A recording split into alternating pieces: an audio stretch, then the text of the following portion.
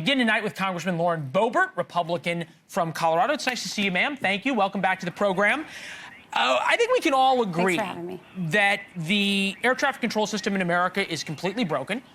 It is totally antiquated, and it goes way beyond Newark Airport. Fair? Absolutely, Leland.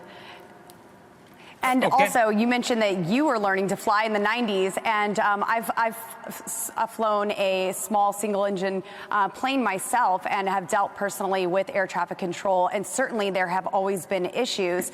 And there are even non-towered airports throughout our country as well where pilots get in and out safely, and there are those backup systems. I do believe that the system needs updated, but this is not a Trump administration problem overall. President Trump has been in office about 15 weeks. What we just went through for 4 years was really a lot of neglect. And Joe Biden was not as present as we see President Trump. President Trump has done more in 15 weeks than Joe Biden did in 4 years. And certainly the problems that we saw in air traffic control and beyond in the FAA industry is really a lot of those DEI hires that took maybe more qualified people off of that list. And right now they are understaffed, and no cuts have been made under this administration. So there needs to be improvement in the equipment, and we need to have retraining and more hires. Agreed on all points. You said in January of 2023, harsh words for Transportation Secretary Pete Buttigieg. The FAA had a system outage. It led to 6,100 delayed flights, 1,000 cancellations. You said every plane in America is currently grounded due to a system error. Mayor Pete, bravo. This is what happens when you hire clueless liberals for jobs they aren't qualified to do.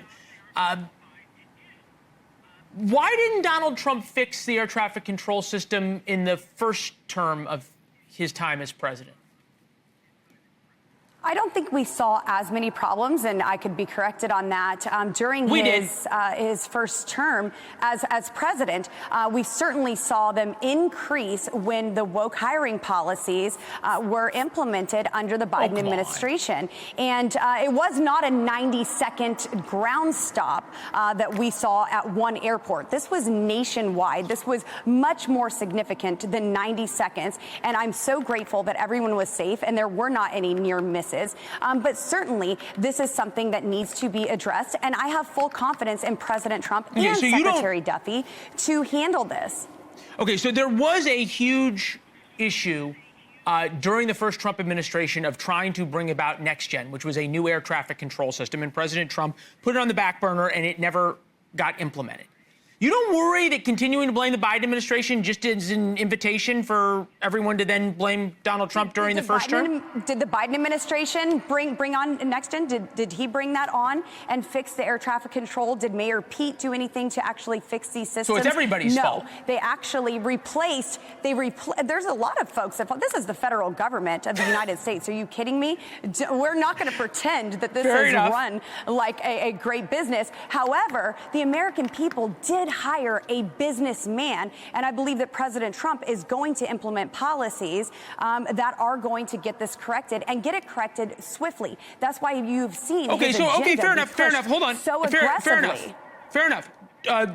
President Donald J. Trump's principles for reforming the U.S. air traffic control system. According to him, the United States air traffic control system is one of the most important and vibrant elements of our nation's infrastructure. You would agree. Every day, the dedicated men and women of the FAA guide thousands of aircrafts. Yet the FAA ATC's operations are currently mirrored within a federal bureaucracy that hinders innovative operations. That was issued in 2007. Nothing got done. Why should we think it's going to be any different this time? President Trump had a lot of successes in his first term. This is an issue that we are addressing now. He was certainly focused on working with a Congress that was actually working against him and his agenda to secure the border. Even with that opposition, with a Republican majority in his first 2 years, he still was able to successfully build that a huge portion of that border wall and bring security there, get our economy booming once again. Of course, we all know what happened in 2020, but Joe Biden came in and he really declared an all-out war on our energy independence and completely did away we may with be that. getting a little bit ended construction at the southern border. Oh no, there's a lot here that we're talking about ATC. I'm going to come right back to it. Okay. No, but there's a lot of successes that President Trump had, and you can't just point to ATC and say that he did nothing. Okay. Joe Biden created this massive mess, and President Trump has to go into every single agency, every single program of the federal government and fix the messes that were created. And this is something that he is not ignoring. Secretary Duffy is not ignoring. And Congresswoman, we are I think you made your point. Provide solutions. This is 2023, another tweet from you. America's the greatest country in the world. This is completely unacceptable. Air travel has become a nightmare lately. It's getting worse than ever before. What is Pete doing, and how has he not been replaced yet? Very fair questions at the time. Does that mean that if in a year or two we're still having these massive meltdowns, it'd be fair to fire Secretary Duffy? Well, let's see where that goes. He's been here for even less time than President Trump has. He didn't get confirmed on January 20th. So you can't take something from 2023 or even 2024 and put that on Secretary Duffy. He got in, and immediately there was a horrible situation right here in D.C. I mean, that was completely devastating. And that was immediately after he was sworn in and took his oath of office for this job. And so he has hit the ground running, unfortunately, in a very devastating way in just his first few hours there. But he has, it's not like that he has been absent or trying to play political games. I think you made a very good point. So it's been a few weeks, he handled, and we'll see where he goes this year. The way he handled the crash and the way President Trump handled the crash was a masterclass in crisis management and communications. So things are different. I think you'd agree with that. Do you approve or disapprove of the way Donald Trump is handling his job as president? It is now 52-42. This is the latest Economist YouGov poll. Without trashing the polling, the feeling of disorder in America with tariffs, now with the aviation system, that's something we take for granted. Now, I think you would classify in chaos or something close to that. Do you worry that maybe things that are not necessarily President Trump's fault, tariffs are, though, are going to become his problems?